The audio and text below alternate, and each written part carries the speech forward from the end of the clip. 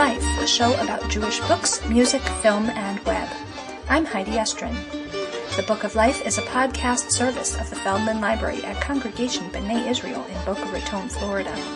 Additional support comes from the Association of Jewish Libraries. During Book Expo 2014, I met Sue William Silverman, author of the Pat Boone Fan Club, My Life as a White Anglo-Saxon Jew. With a title like that, who could resist?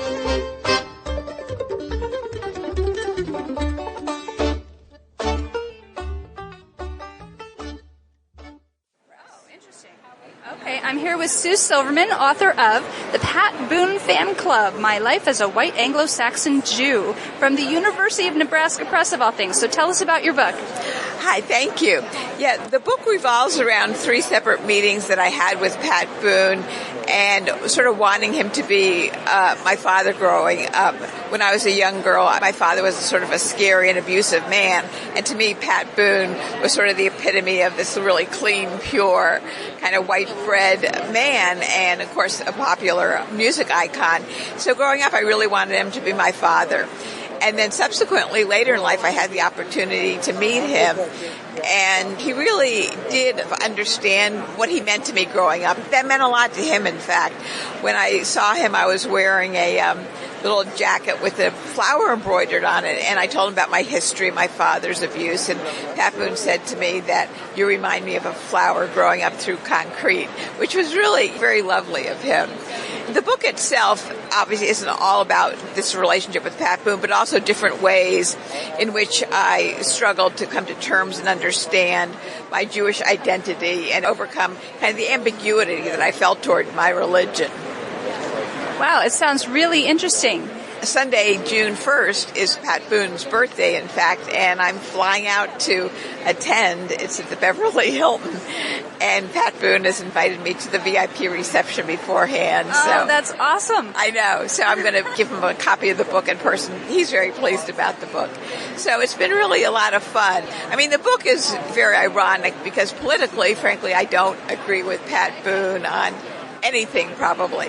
But the important part of the book and the irony is that he's also just very human, and that he really could see me, and that I could just see this human side of him, which was very loving and caring. And I think that's maybe a message for all of us, that we can disagree with each other but still find that kind of humanity.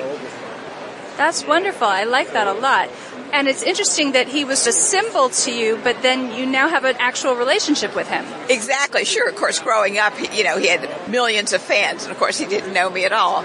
But then about 10 years ago or so, he happened to be giving a concert close to where I live in Michigan. So I went to the concert, and afterwards I basically barged backstage and sort of threw myself at him, and I said, growing up you meant so much to me, and Pat Boone has 4 daughters. And I said, I really wanted to be one of your daughters growing up. And he was just really lovely. And then a few months later, he was back in Michigan for another concert, and he invited me to have a more official conversation with him rather than me barging backstage. So it's been sort of recent. He knows about the book, and he's really thrilled about it. And then I'll be seeing him on June 1st. Did you write the book after you had met with him and formed a personal connection, or you started writing it before that? No, I actually started writing the book after I met him as an adult, after that first concert when I barged backstage. And it's really interesting because I actually have 3 other books. This is my 4th book. But it never occurred to me to write about this ambiguity and this confusion I have towards my religion. And all of a sudden, after meeting him and writing what became a first chapter of this book, I suddenly realized, oh my goodness, this is like something really important that I need to write about. So this meeting with Pat Boone started this whole book into being. And the book took about 5 years to write. So has focusing on your own background, your own religious background through the writing of the book, has that made you less confused? Have you figured things out? It has made me less confused, absolutely. It's not that I'm really that religious, but it absolutely has made me embrace my culture more and come to understand what different events have meant to me. And I've been married twice, and each husband was not Jewish. I actually have been to Israel, and I picked apricots for a summer, but I didn't really fully appreciate or understand what these events meant until writing the book. So for me, writing the book was a kind of journey to discover how important being Jewish is to me culturally and traditionally, even if I'm not that religious. And that's what writing memoir is. It is a search of understanding what an event, whatever it is you're writing about, means. How did it end up finding a home with University of Nebraska Press? Well, the University of Nebraska Press has a special creative nonfiction series called American Lives, which is a really wonderful series that embraces all of what an American life can be, and in all of its sort of different facets. And I was aware of the series. They published a few of my writing friends, and that's how it came to be. They actually invited me to submit to them. I teach writing at Vermont College of Fine Art. Yeah, this was just a perfect fit for their American Lives series. Wonderful. Well, Sue William Silverman, thank you so much. Thank you so much. Nice talking to you.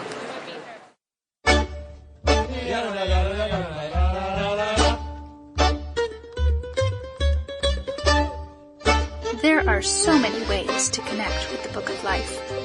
Fan us at facebook.com/Book of Life Podcast. Follow us at twitter.com/bookoflifepod. Email us at bookoflifepodcast@gmail.com or leave us a voicemail at 561-206-2473. You can also listen to the latest episode by phone at 916-313-3820. And of course, find links to everything at bookoflifepodcast.com. The Book of Life is a podcast service of the Feldman Library at Congregation B'nai Israel in Boca Raton, Florida at cbiboca.org and is supported in part by the Association of Jewish Libraries at jewishlibraries.org. Our background music is provided by the Freylock Makers Klezmer String Band at freylockmakers.com. Thanks for listening and happy reading.